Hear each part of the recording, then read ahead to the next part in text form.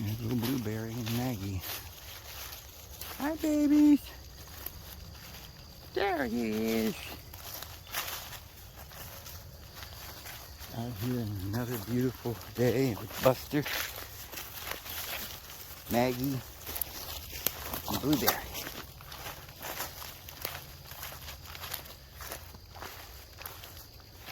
It's just gorgeous here today. Nice weather.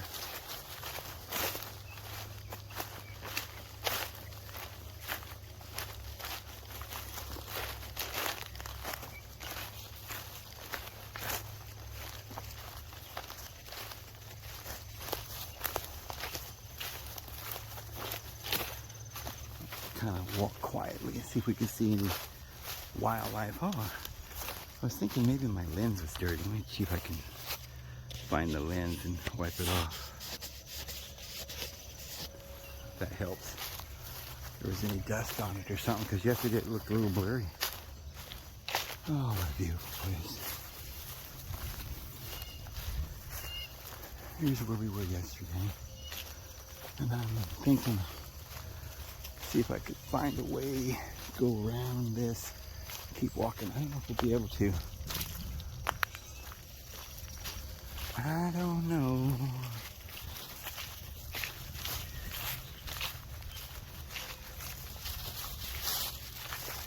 Yummy oak leaf tea. Oh, I love the fall too, you know?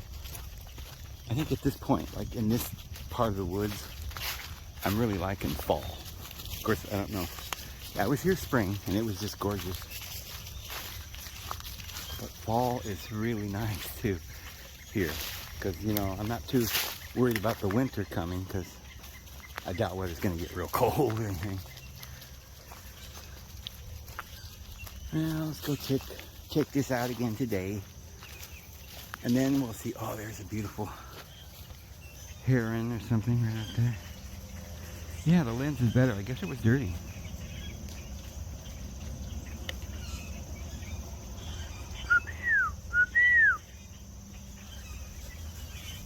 They just sit there for hours waiting for a fish. They're beautiful though. I love wildlife. What's the matter? What's the matter? Boom! Let's go out here and take a look.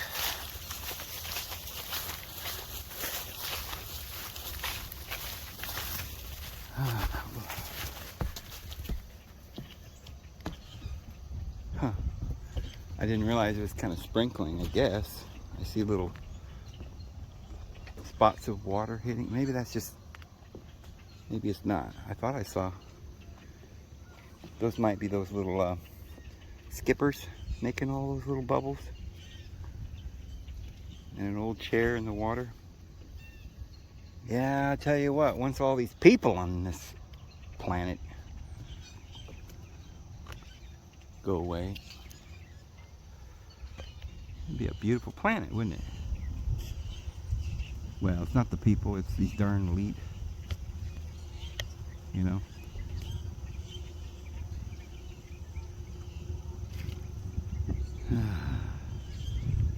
What an interesting animal. You can just stand there completely motionless for like hours.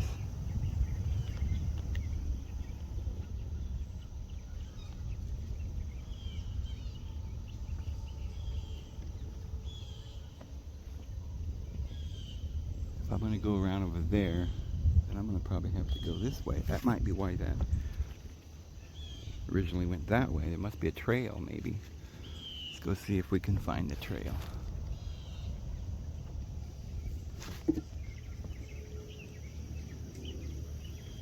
There's that little mountain that reminds me of a little snow-capped peak like they have in Idaho. Oh, a bunch of birds there or something, isn't there? What's that?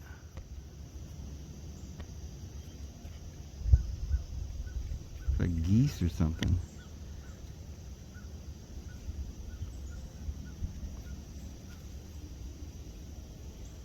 Can't see, it's kind of blurry.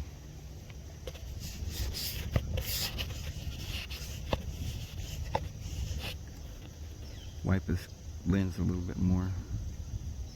Huh. Alright. Let's go see if we can...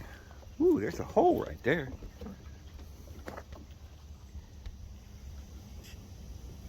Mr. Brer Rabbit lives. Peter Rabbit.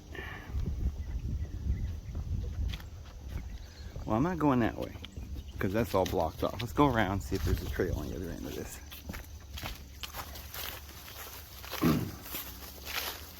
How you guys do today? Of course, this is David Vos, and it's a beautiful day in Alabama. I guarantee it. What a beautiful day. Look at those yellow. I love those yellow leaves. Man, oh man, oh man, oh man.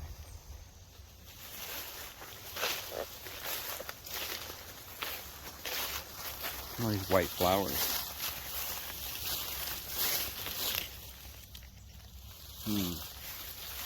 Little pink ones too.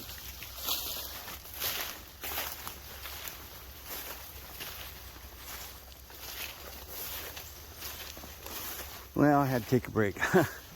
I've been answering text messages all night and all day. I want to just like not answer all these ridiculous questions. How come there's things that come down from the sky and land on the ground, Dave? I don't understand. What's gravity? Oh my goodness. I actually explained one of the comments. If you want to know what gravity is, guys, I'll explain it in another video. I don't think I'll be able to do it today. I think I just want to take a little break and look at some wildlife today. But I did explain that and a bunch of other silly questions, which, you know, that particular question is not silly. You know, because, I mean, we know that gravity exists because I guess it's just that people are saying that they'll accept electromagnetism because, you know, obviously a magnet will attract stuff. But they can't comprehend how that could have anything to do with gravity. I mean, it does. It's that principle that causes gravity, but it's a bigger scale. The Earth is just naturally full of this magnetism because it's got mass. And mass means that there's a dense group of elements at the core, very hard, heavy metals that have more charge, and therefore there's a mass, and so all the natural elements just seem to go together in a particular fashion, and things fall down. But now little magnets, they say that's a different force. It's not. The only difference is that you take a piece of metal that's naturally heavy, naturally attracts to the earth, and now you wrap some copper wire around it and plug it into an electrical outlet, you know, and boom. Well, that wasn't good. I just thought that was dry. It wasn't. So I'm all muddy now. Oh, yuck. Huh. Wonderful. Maybe there's a trail this way. So anyway, you run current of electricity through it. What you're doing is you're adding charge. And what that means is you're adding more electrons. So now you're making that metal different than a normal piece of metal. You're adding charge, and so it's going to have more attraction.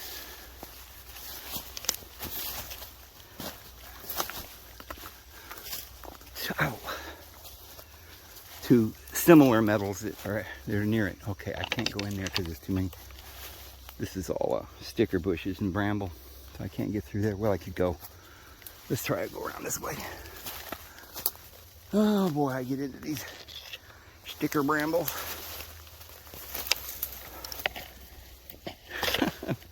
Caught between something here. So anyway, that's what, you know, it's the same principle. It's exactly the same reason. And so, if you've ever seen a magnet, and you've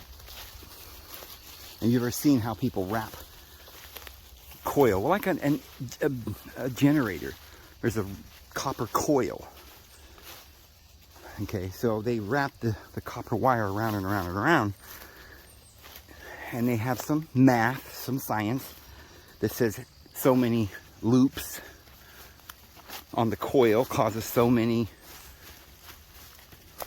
you know, amperages, which is an amping up of the charge, and then it gets stronger and stronger, and you can put out so many amps. The earth itself constantly puts out a volt. You can get a volt. You can take two pieces of metal, drive them in the ground, two dissimilar pieces, because you need flow. Hook up a plug-in wire that's got the two wires, one to one side of the dissimilar metals and one to the other side, like aluminum, copper. And then you can plug that into your telephone charger apparatus, and it will supply a low, it's got a volt, but very little amperage. Now, if you want to make that big enough to charge your phone and stuff and have a light turn on, you have to wind copper wire around and around and around. And with every loop, you're getting more power. So that's what makes a magnet. It makes it stronger.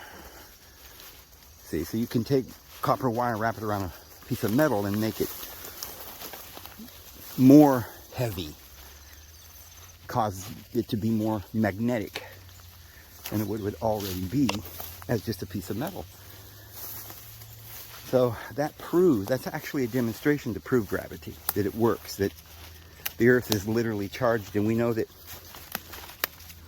there's more electrons with something that's heavier.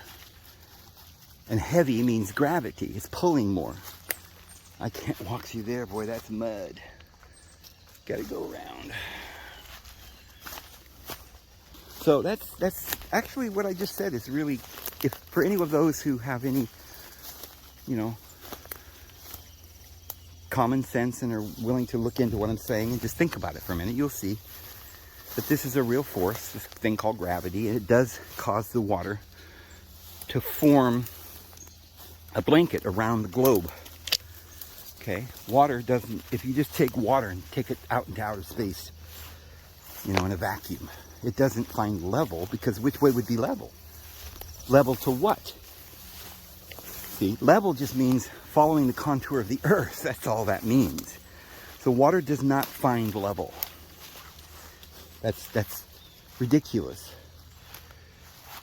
It is ridiculous. There's no mysterious force that causes all water to find level. Okay? Water that's on the earth doesn't find level.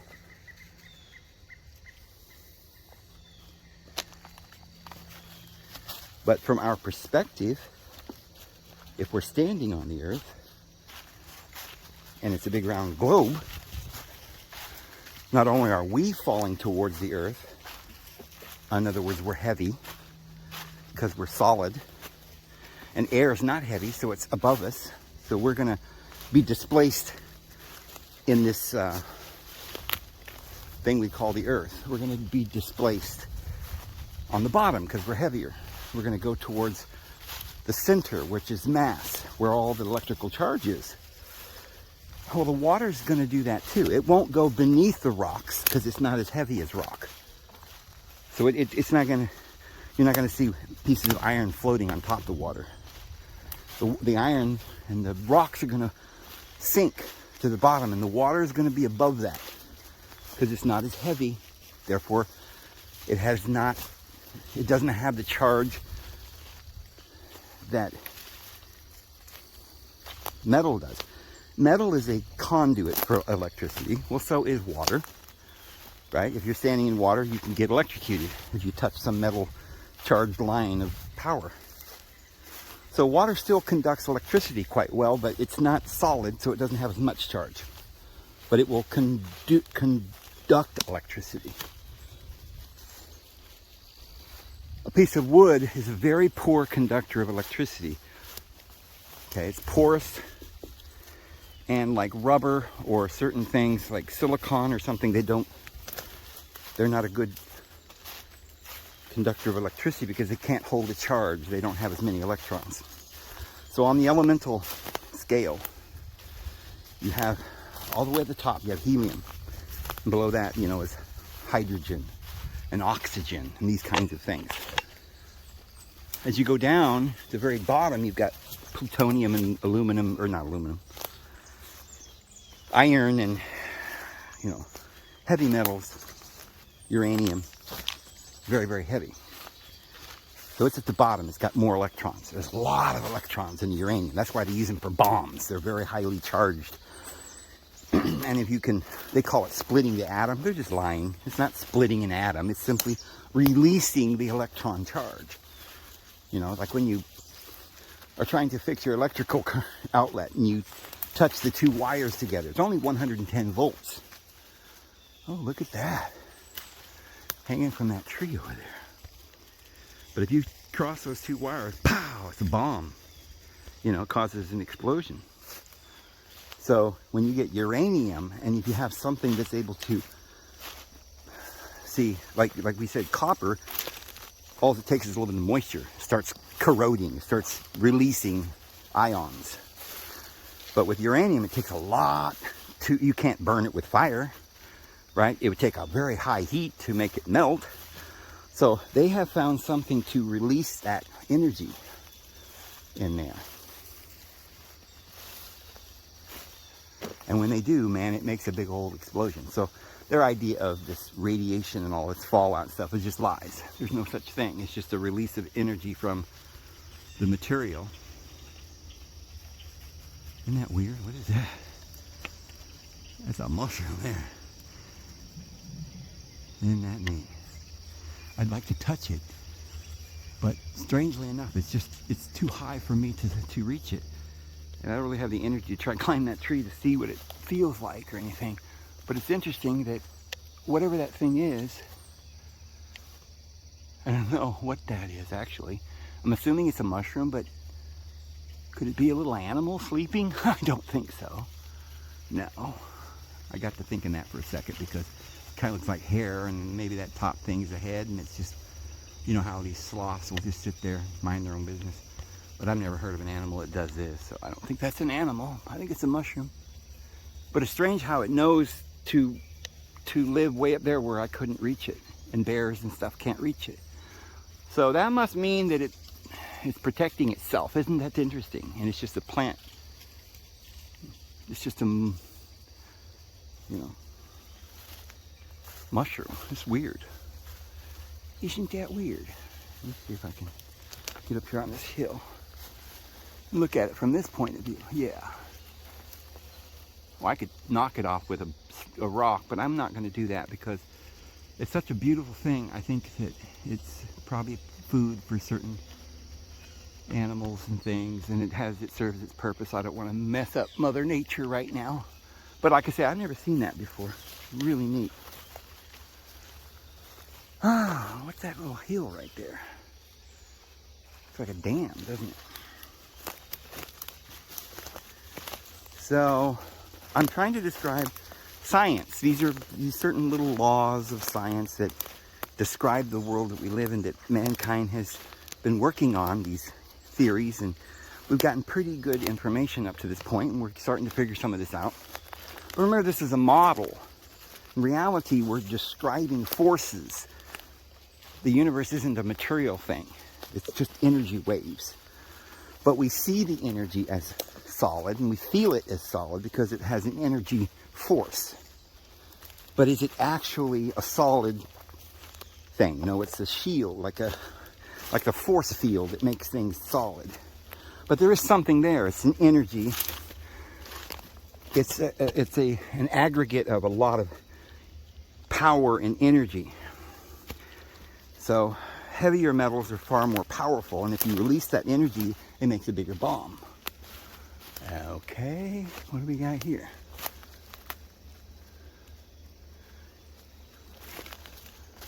Oh, isn't that interesting? Did not know that we had a little pond here with some ducks.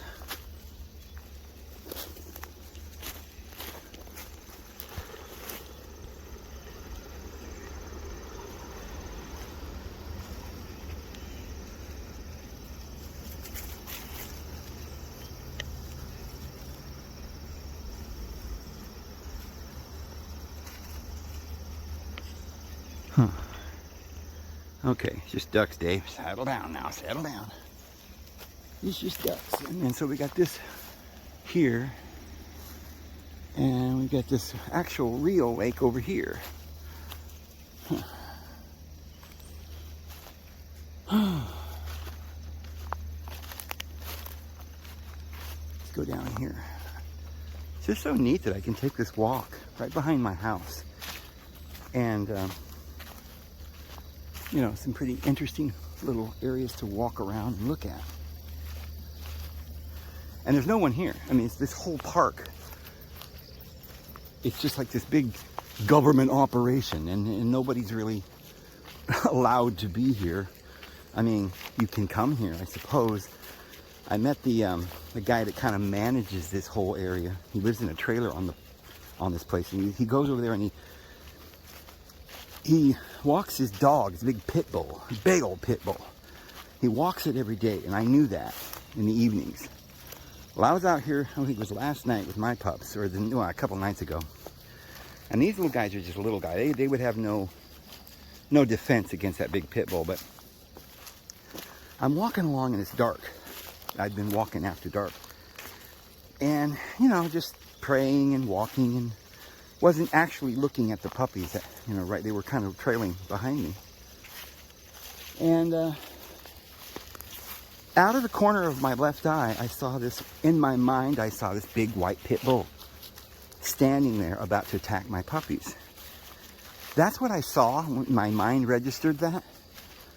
But it was so quick that, because I couldn't keep my eye on the dog, I had to immediately scan for where my puppies were, because I was worried they were going to get eaten. So I kind of turned my head to see if I could find the puppies, and they come squealing. I could hear them kind of squeal, like I knew something was there. It wasn't just my eye seeing it in the flash. I knew something. The dogs were kind of nervous, and they ran towards me because they know I'll protect them. And when I looked back, the dog wasn't there. The big pit bull was gone. Just disappeared. And so then I began to question whether or not I actually saw a dog, or whether it was in my head, you know, like a phantom, or just my imagination. So I'm sitting here thinking, where did I see a dog or not? And I started to convince myself that I didn't actually see a dog. When I don't know why that I would think that, because I did hear the puppies kind of run towards me and get nervous and squeal a bit.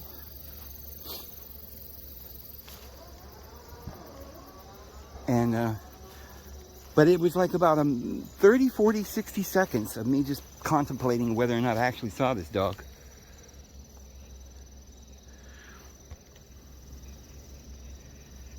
And here comes this truck. You know, a newer, like, Chevy or some like Ford or something truck. A nice, good-sized truck that could be, you know, I mean, it could be a Hunter. I didn't know who it was. Lickety-split over the grass. Like, there's no road, just right over this kind of grass where I was walking, just coming toward me. And I thought immediately in my mind, it was my mind was spinning. I was thinking, well, maybe it's a ranger. And sure, you know, of course, this is wildlife refuge area or wherever. You're gonna give me a ticket for having the puppies out here without a leash? I mean, like, I'm just quarter of a mile from my property walking my dogs.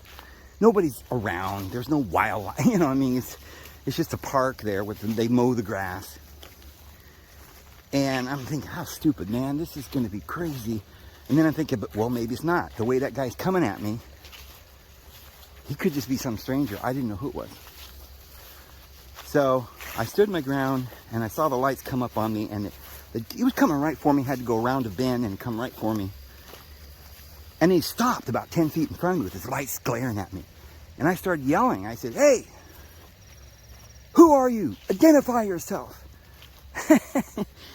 and so he rolls his window down. He says, I watch over this place. I'm the guy that runs this whole place. I go, what are you, a ranger? He goes, no, I run this place. And I go, okay, what do you want? You know, because I was pretty nervous the way he come up on me. I didn't know who this was. And I knew that he was going to try something. So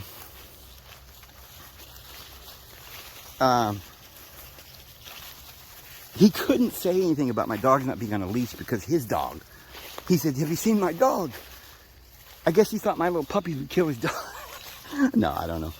But he's like, have you seen my dog? And I go, no. And then I go, yeah, well, actually, I thought I saw a dog. But I had convinced myself it was. I said, yeah, it was there for a second and it just took off that way. He goes, oh, okay. And I go, oh, all right, well, I'm sorry, I didn't mean to startle you, but man, I didn't know what was going on. And he goes, oh, that's all right, brother. Here's something. He was nice. But he said, yeah. I said, well, you know, it must be a pretty small dog or an old or something because, you know, he didn't even bother my puppies. He goes, well, I don't know what in the world protected your puppies from that dog because he would have eaten them all. Yeah, that's just not like him. You know, he's like, you must have angels beside you that for some reason that pit bull of mine didn't just run after those little puppies and take them down and eat them. And I'm like, well, I got the Lord, you know, on my side. So anyway, we left. We parted acquaintances and he went on down the road. But there is people out here running around patrolling and there's all these laws. But I think it was neat because look at this park. It just goes for miles on all sides of this lake. I mean, if you look over there, it looks like they mow the grass over there too. You know what I mean? It's like this is just park. And I don't know what it's for. It's a wildlife. I mean, they just maintain this area and nobody comes over here but me. You know, like miles and miles. Actually, I do see a parking lot there. I see a couple of vehicles parked over there. So there's probably more areas where you can go and park and walk around than I know about all around this lake. I just don't know that.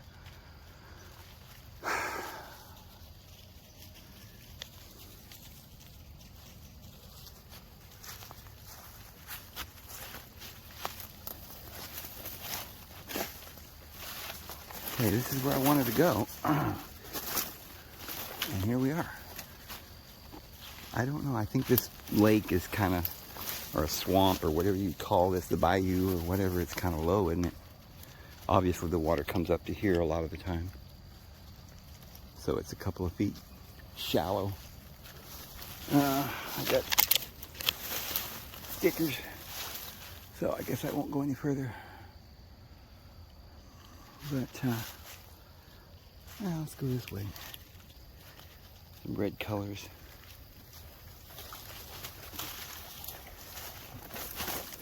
But yeah, that dog just disappeared and he couldn't find his dog. The dog just left. The dog took off, man. The angels must have scared that dog away. But other than that, I never have any trouble walking around over here. I don't have anybody, I don't see any rangers coming around over here or anything, hardly. But then today I just noticed that the sign said wildlife refuge area, no dogs allowed. So I guess I am. But I mean, what are they going to say if the guy that's running the place has got his dog out here? You know, he takes him out here every day and he goes potty and comes in his truck and lets the dog run around. So it was kind of fortunate that I met that guy, and he can't really say anything because he knows that I know that he has a dog, and he doesn't mind. I think he's just saying, yeah, it's kind of a perk that I get to use this big park because I live by here. I mean, look at it, mow all this grass on this side, on that side, all around this huge lake. There's parks all the way to my cabin, right? What does it cost to mow all of the millions and billions of acres of land up and down every highway and every park? I mean, I guess it provides a lot of work for people to do gardening and mowing, but it's just, to me, it's one of these obsessions we have as human beings in this time at the end. I don't think they ever did this back in the 1800s, you know, like, all right, John Henry, get your sigh. We're going to go cut all the grass all over the world, you know, because, well, why there, Bill? Well, what do they find? Old Bill Cody is, well, I'll tell you what, it's dangerous to have all this grass growing around here. It might be fire or something. We got to cut it all down from here to the Mississippi. Okay. So there won't be any fires. Well, It's just so stupid. I mean, I think it's ridiculous. It's a concept in our head that somehow we think.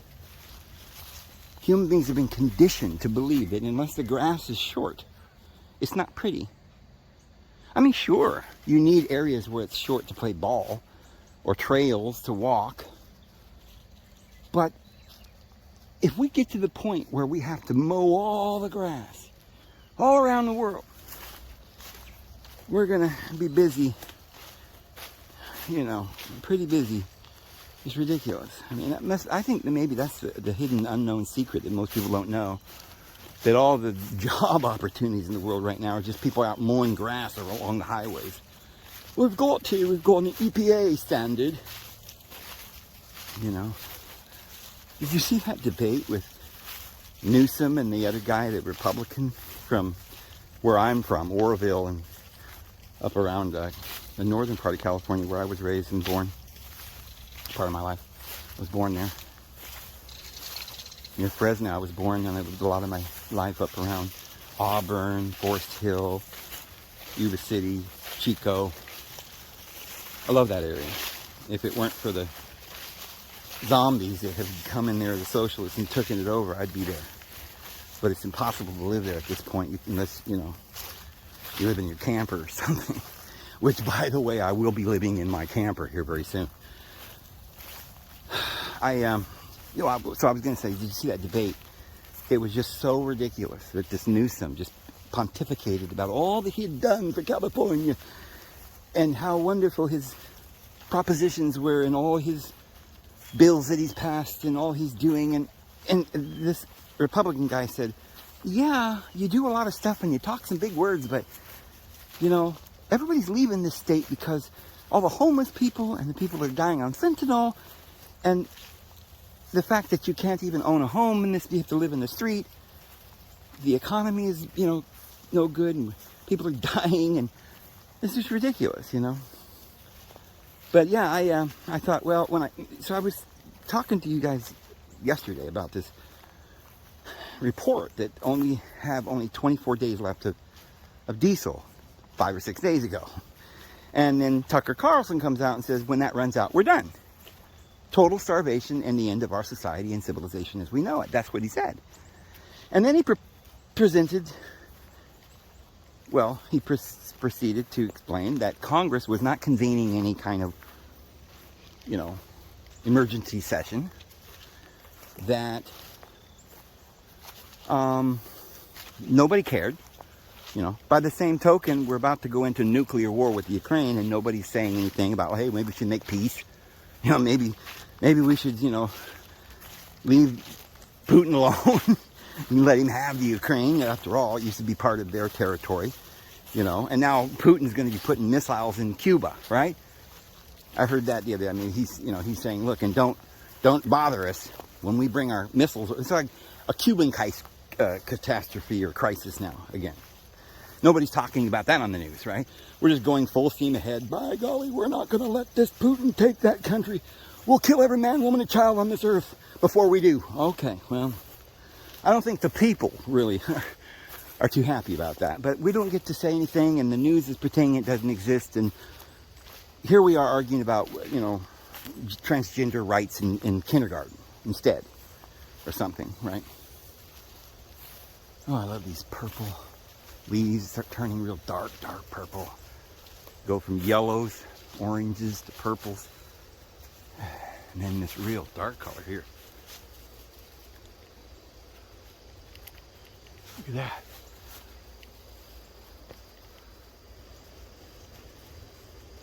Wow.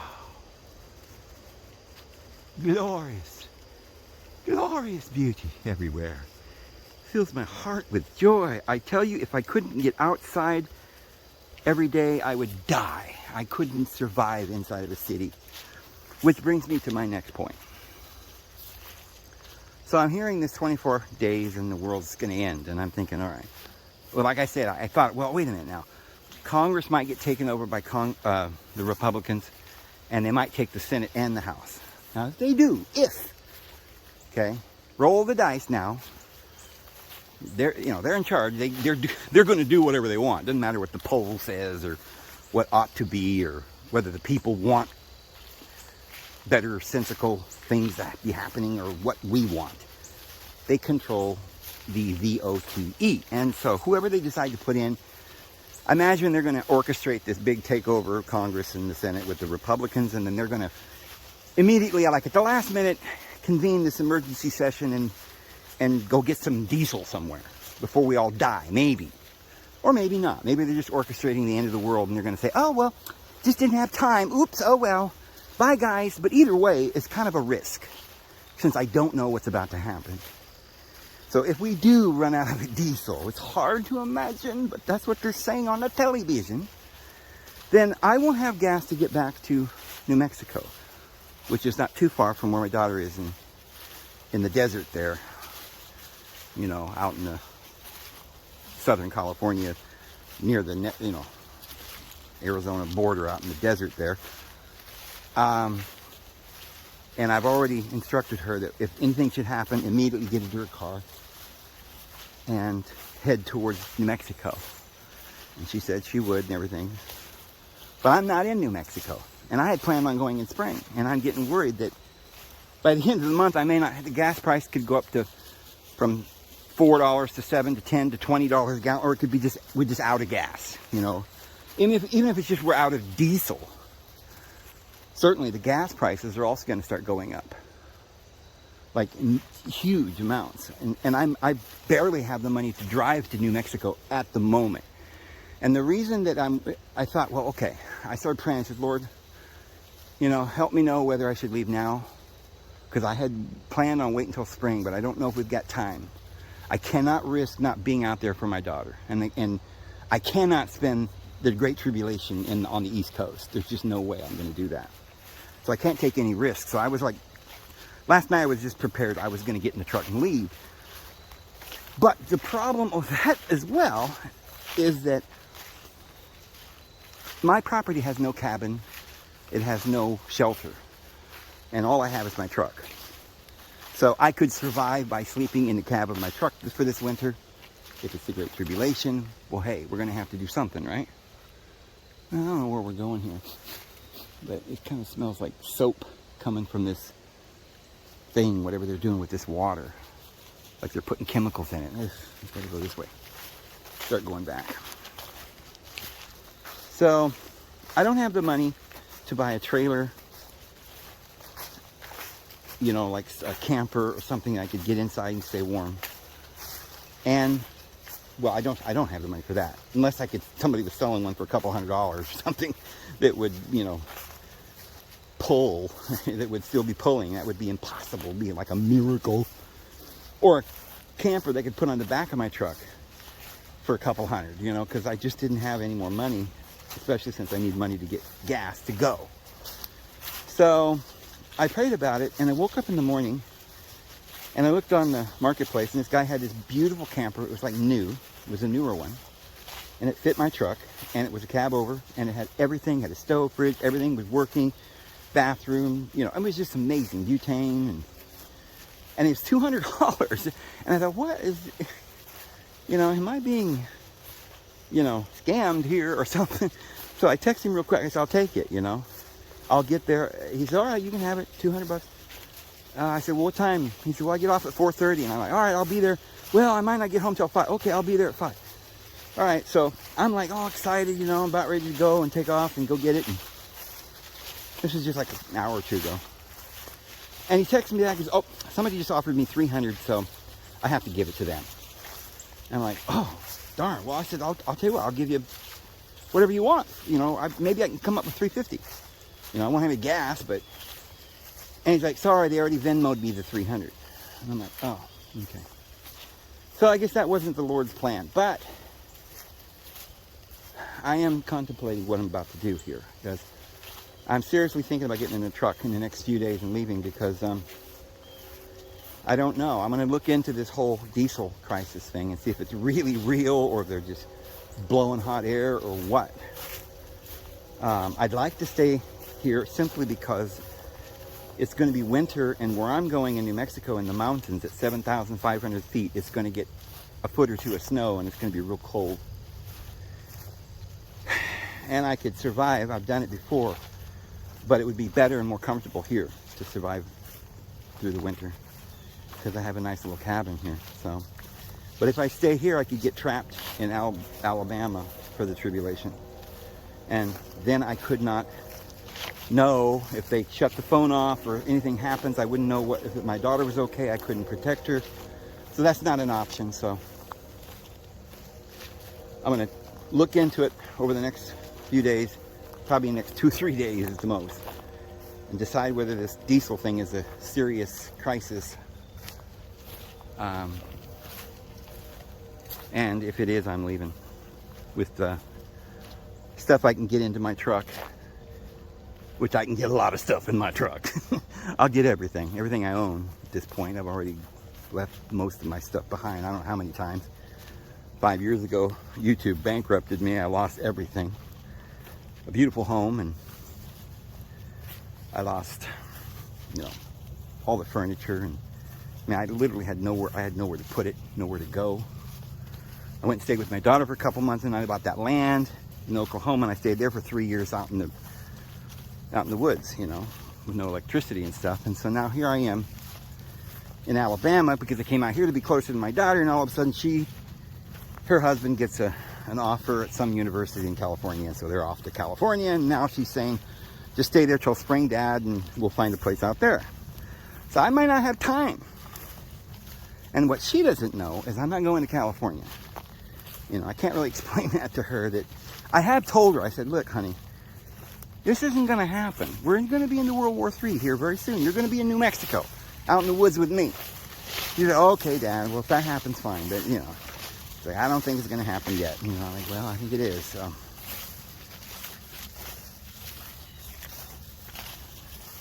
But I don't like taking any kind of a chance. Even if there was 20% chance that this would happen and the gas price would go up to $20 an hour, I couldn't get back to... They could shut the phones off. They could do anything over the next few weeks. Things are really getting serious.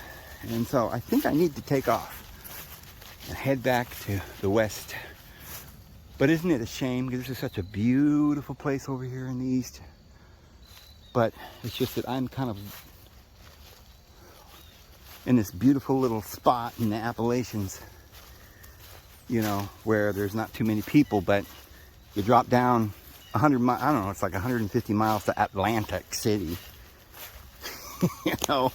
Georgia. Another way, I don't know how long far, like 100 miles to some other town like Chattanooga and stuff. There's other towns around here. They're all big cities. So it's like I'm not in a place that I need to be. There's rangers and police just walking every square inch of this area, telling you what to do. And if there's no food, they're going to demand you go into a FEMA camp or bring tanks to the streets or whatever. Riots, people breaking into your home, stealing your food and stuff. I can't. I'm not going to do that. And I know where my daughter's at. It's not going to be safe for her either. So, got to get to my property. So we'll see. I've got enough to get out there. I've got enough gas. If the gas don't take off and spike in the next few days, I just won't have a place to stay when I get there. I'll figure something out. The Lord always provides. Maybe there'll be some old boards laying around. I'll build me a shack and get me an old wood stove and I'll be fine, That's what I've done before.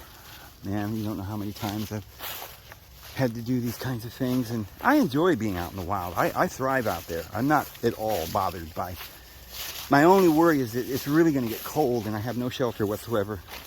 And if I left now, it's going to start snowing when I get there.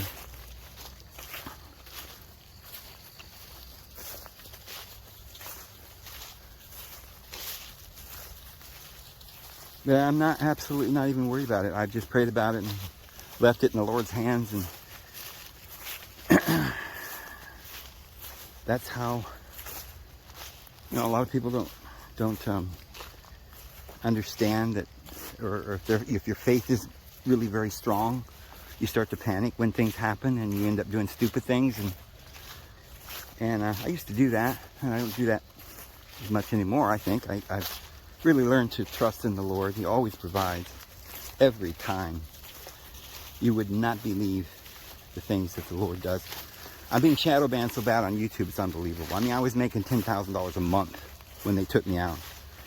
And since then, they've shadow banned me to the point where I've got a channel with 215,000 people, but y'all don't even know when I do videos because I'm just sort of shadow banned on there. And very few people. The only reason I'm still here is because I've got a lot of people that look for me. They don't wait for it to pop up and, you know, be sponsored in their feed. And they just happen to know who I am, and they go on the internet and look for me. So I have the same people who just keep coming back. And it's like most of y'all have stayed with me because, I mean, I've still lost about half over the last few months. I was getting like 10,000 per video click, and then it was 5, and then it was 3. And now I'm down to about 1,500, 2,000. If I did a really good video, I get 3,000 clicks now.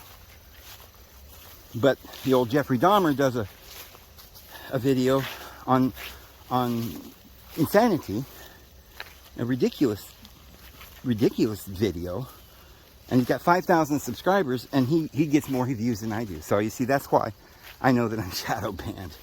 I went down from literally making $10,000 per month every month, and I went down from there to 5,000 a month, and then 3,000 a month, and now I'm just making a few $100s a month. It's not even enough to pay for the bills and stuff. But that's why, one of the reasons why I want to get out of here too, because I'm paying $800 for this cabin, and it's gotten to the point now where that's all I have. I don't have enough for that and my truck payment and stuff. So, let's see where this goes. This might be interesting. What is that, a picnic table or something?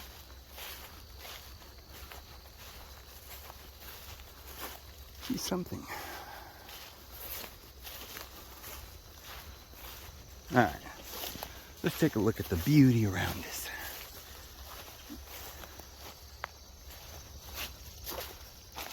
I don't know what that is, or why they made this big swath through here. I guess it's a pipe, probably, coming from this, sucking the water out of the lake, going into that, I'll bet you.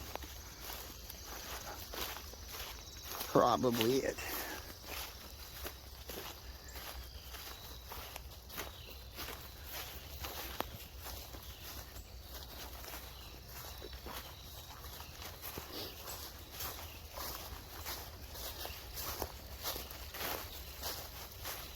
But, you know, it's, so y'all need to think about what's about to happen.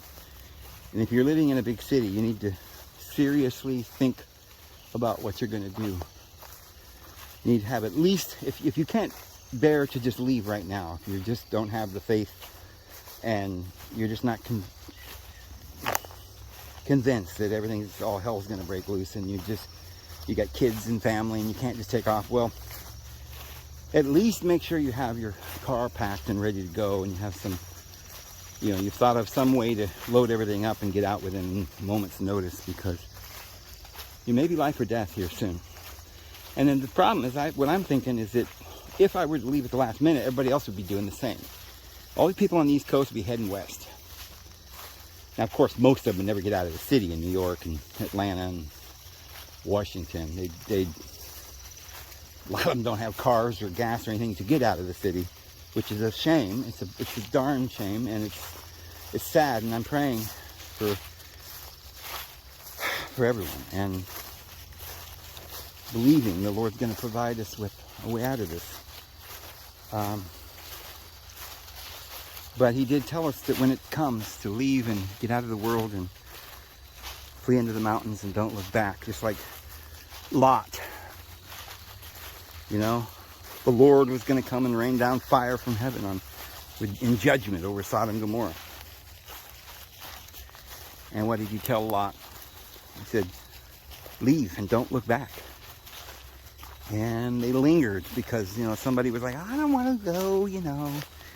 And it's a lot of trouble. He's taken. Oh, look at that bird right there.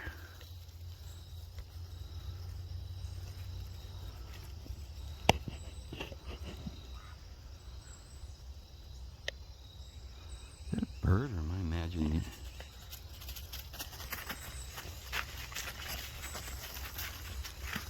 dog is jumping on me, so I can't. That's a big old bird right there. Alright guys, this is going to get bumpy because I'm going to start walking up.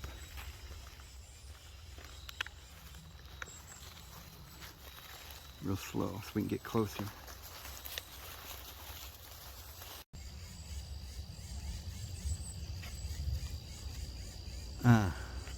Missed it. couldn't get up there quick enough. But anyway, yeah, so they lingered, and then finally the angel's like, you gotta go now. And Lot says, well, can you let me go to that mountain over there? It's a little closer. He kept, the Lord's merciful, He's like, all right, fine, go to the mountain. So they start taking off, and the wife looks back. What does that mean, she looked back? You ever wondered, like, oh, look what I found.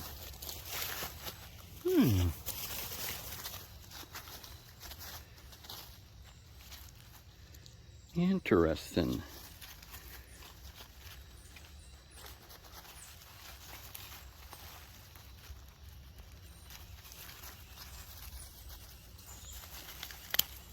I don't suppose that would work.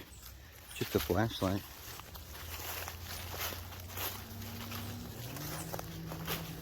But, so what does that mean that she looked back? I mean, like, have you ever thought, well, that Lord's kind of, mean, she looked back and he just fried her, because she disobeyed. Well, that's not what it means. What it means is that her heart was back with the people in the city. And it was a wicked city. The Bible uses that and the flood as an example of the wickedness of the world that we're going to be in the latter days, which is what we're in. And so it's a parable of the fact that we have to get out of the world in order to be delivered from it, because this world's going to be gone, burned up, charred. Every city's going to fall, and people are going to be dying and starving and famine. The Bible told us that. Jesus told us that, and he said, not one hair of your head will be harmed, but you got to win your souls with endurance. And remember my name. Don't follow after the liars. Well, there's where I wanted to come, right here. What are you doing over there? Hey, little boy. You know, bust your boy. Yeah, that's where I was. And I was looking over here. What a nice little spot. Come over here. But anyway, I found it. I got over here.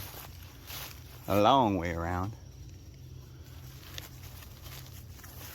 But yeah, that's a good example to when the time comes, we better get out of the cities. And so then there's the other example of Daniel in the lion's den. Okay, they're going to put some of us in the lion's den. Jesus said they're going to take you before rulers and kings for my name's sake. It's going to happen. It's not like it's just going to be easy. You got to have faith and you got to have integrity. So, but he said, not one hair of your head will be harmed if you simply, by patience, win your souls. And he told us what we needed to do to get through this.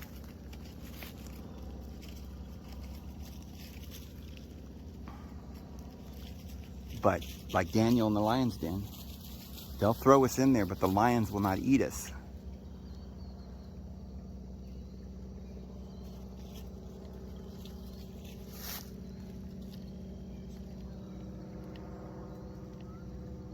An airplane up there. Can't get away from all these people.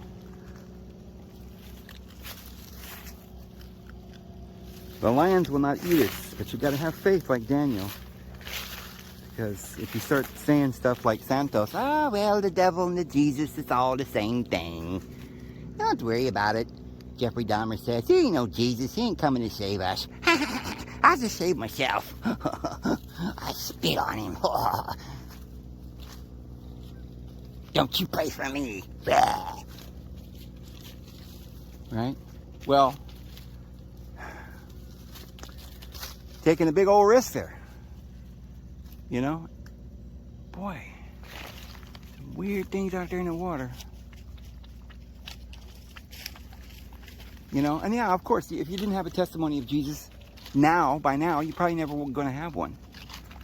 You know, if you don't know that Jesus is real, then you didn't get on your knees.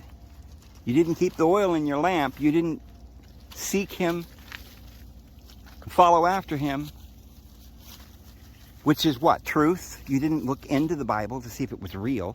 You believed all the liars and the Bavarians. By the way, guys, I have confirmation. I've got a text message. I'll post it in one of my videos, although today I'm out here in the woods and I won't be able to post it. I might be able to edit it in right here. But I got an email from somebody that's one of his groupies, David Weiss, who explained, what is that over there?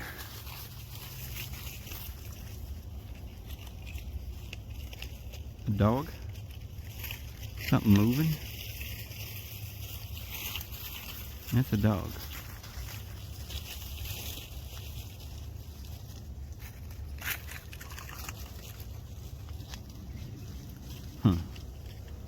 And he disappeared into the cornfield, into the swamp. Chupacabra. But, oh, that's a park right over there, see? Oh, I know what that is. That's the park. Yeah, I know what that is. I go there. The other day I went there, and you guys saw a couple times. Yeah. But, in the comment, in the text, he says that David Weiss is of the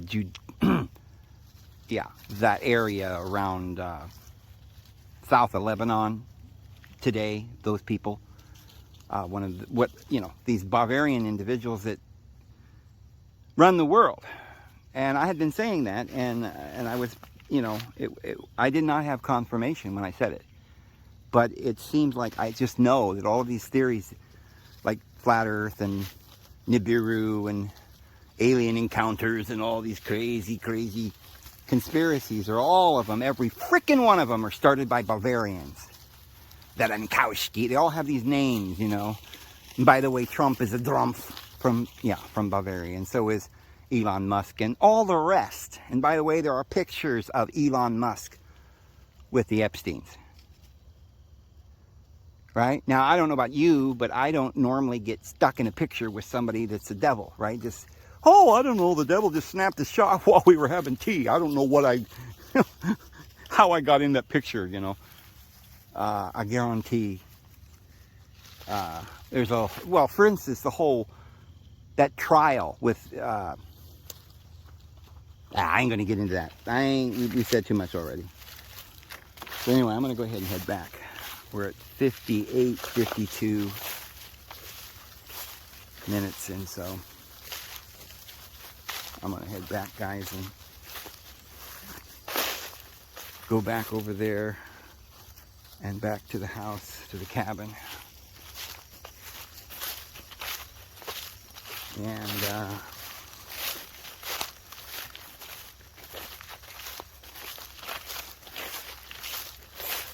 I got a pot of beans on the stove. When I get home, they should be getting close to done. Probably got another hour or so before I can eat them. Oh, I love beans. Bunch of onions in there. I don't even notice that there's no meat in it. When I was a kid, Mom would make beans and put a lot of meat, hamburger in it. I used to love that. But, of course, I'm vegetarian now, and I've been eating my beans without meat for quite a while. I don't really even notice it. It's just, I put a lot of onions in it. That's all I usually put in there is onions, salt and pepper. And I usually put some, I've never used to, but lately I've been doing it because I had this bottle, what do they call it, Italian seasoning. I put that in there. And it just seems to it doesn't seem to taste bad. I haven't compared it with or without, but I like it in there. So that's all I put in my beans, just beans, water, salt, pepper, and Italian seasoning. Oh, and butter. You got to put oil, not hydrogenated oil, but like You know, because like, so normally when you make beans and people put meat in there where it's got oil, it's fat. So I don't have that, so I put butter in mine. You can put olive oil too, or coconut oil, but it makes it taste better with some oil. Anyway, I'm over an hour, guys. I'm gonna go ahead and flip this off unless I see a big deer or something on the way back. I won't turn it back on. And I'll get this loaded, and we'll see you tomorrow. And Lord bless you.